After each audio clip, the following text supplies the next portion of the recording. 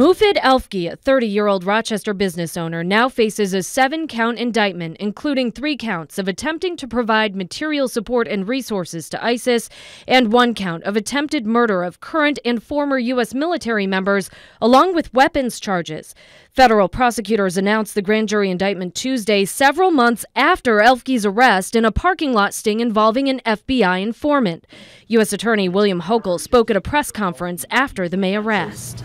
Mr. Elfki expressed on numerous occasions his interest in killing American servicemen as they're returning from the war zones.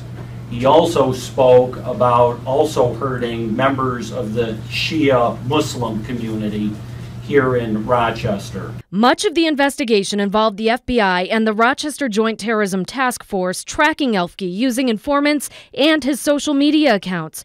Prosecutors say Elfki used his Facebook username Mu League to coordinate recruitment efforts, and eventually 2 informants said they had plane tickets to Turkey. On Twitter, prosecutors allege Elfki proclaimed an allegiance to al-Qaeda. He's accused of tweeting, "Al-Qaeda said it loud and clear, we are fighting the American invasion and their hegemony over the earth and the people."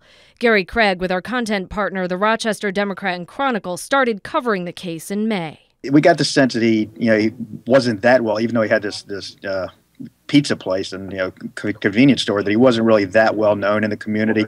He hadn't been here that long. We got the sense he was a little bit of a loner from talking to people, not a lot of friends, and then it was hard to tell just what the extent of the allegations were. The indictment today spelled it out a lot more thoroughly. Elfki owned Mojo's famous pizza and chicken in Rochester, and the best Craig can tell, he had been living in an apartment attached to the convenience store alone. We don't know what's forthcoming with law enforcement. There's been no indication in the court papers or anything we've heard that he was part of any network or any cell or anything here. I mean, basically, from what it seems is he was working alone and allegedly had this sort of rabid anti-American fervor that he was trying to build upon and recruit people. The claim that Elfki attempted to kill U.S. military members is based on the allegation that he sought firearms for the killings.